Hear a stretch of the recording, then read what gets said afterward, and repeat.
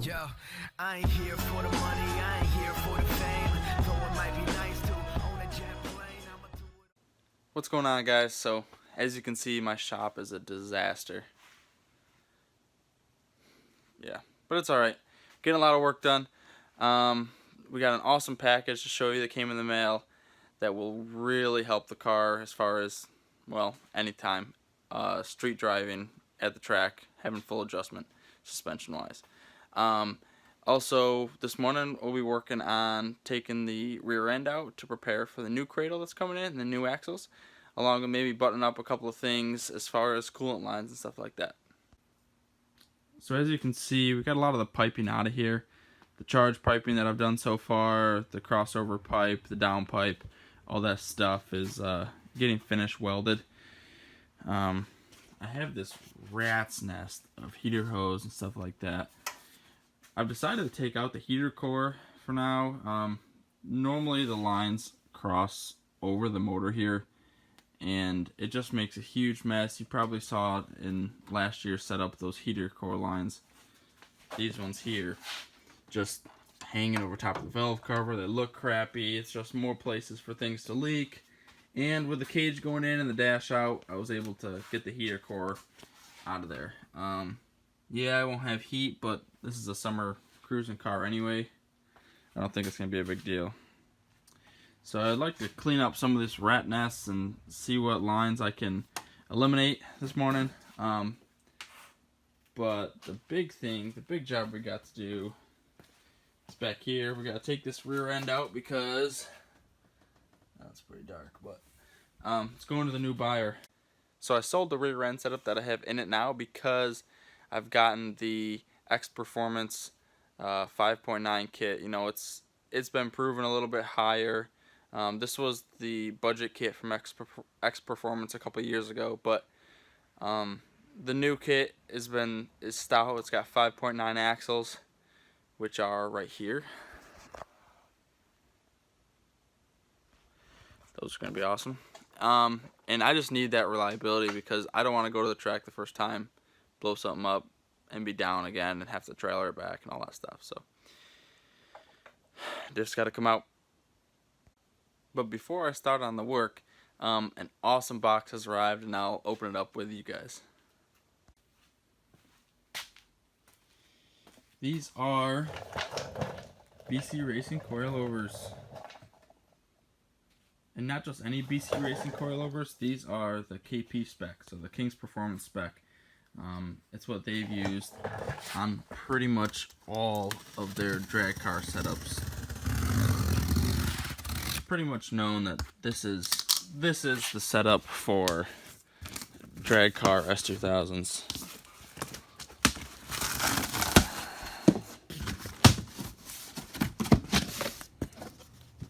Nice.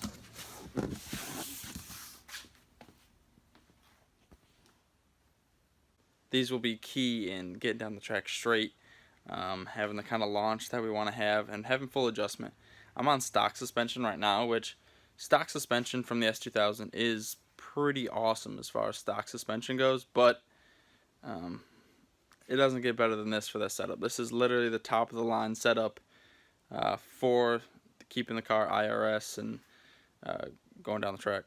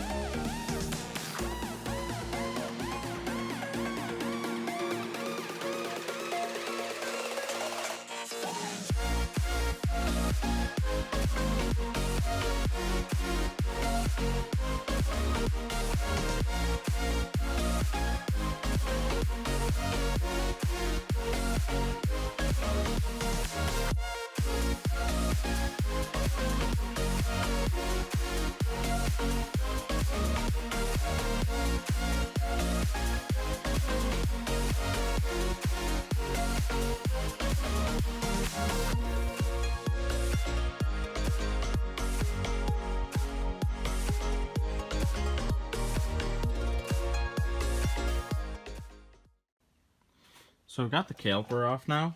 The next step, and I got the axle nut off.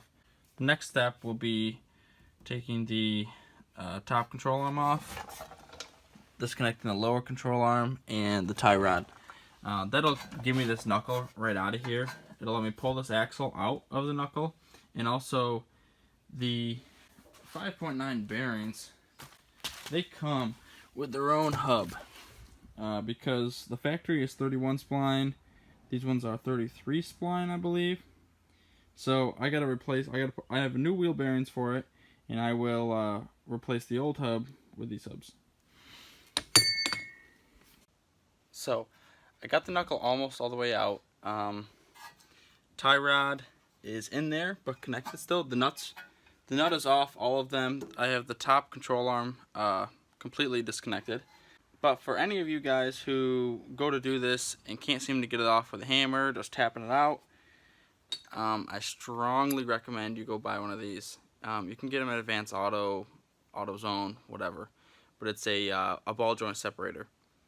This will make your life so much easier, and you won't be cursing while you're trying to get those separated. So how it works is you put the fork on the top side here, and then you want the bottom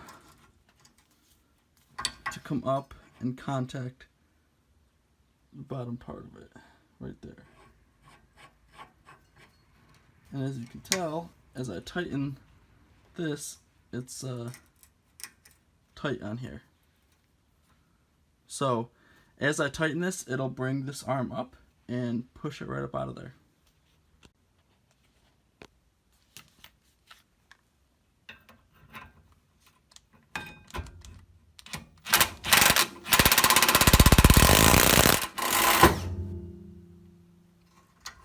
That easy. Alright, so I have both knuckles out. I've also gone ahead and lowered the diff out. It's pretty much impossible to film it right and do it by myself, but it's on. It's out of there. So here's the old mounting system. I think I showed it to you guys before. Basically, a back plate came up through there, and use the diff mounts. These guys came through and bolted in the backside. And then same type of thing with this guy. Front mounts come through here. So what I need to do now is take these diff mounts off, clean them up a little bit. Then I'll send them to the seller or to the buyer. And then the next thing, what I won't do today, is there's a rubber bushing in here. Needs to come out because the other one has a solid sleeve that goes down inside of it. So it's going to be pretty miserable, but I think I'm going to use some good old fire to get that out of there. So that's about all the time I have for today. I'm glad I got that out of there so I can get it to the buyer here soon, and my cradle should be in I'm thinking this week sometime, or this coming week sometime. So get that in. We'll get the diff back in there, brand new axles in, new hubs, bearings, all that stuff, and then we can measure for the drive shaft. So get that going, and thanks for watching the video as always. If you haven't already, subscribe to the channel. Check out Facebook, Instagram for kind of more recent updates or sooner updates than the YouTube videos. But I appreciate the support. I'll see you next time.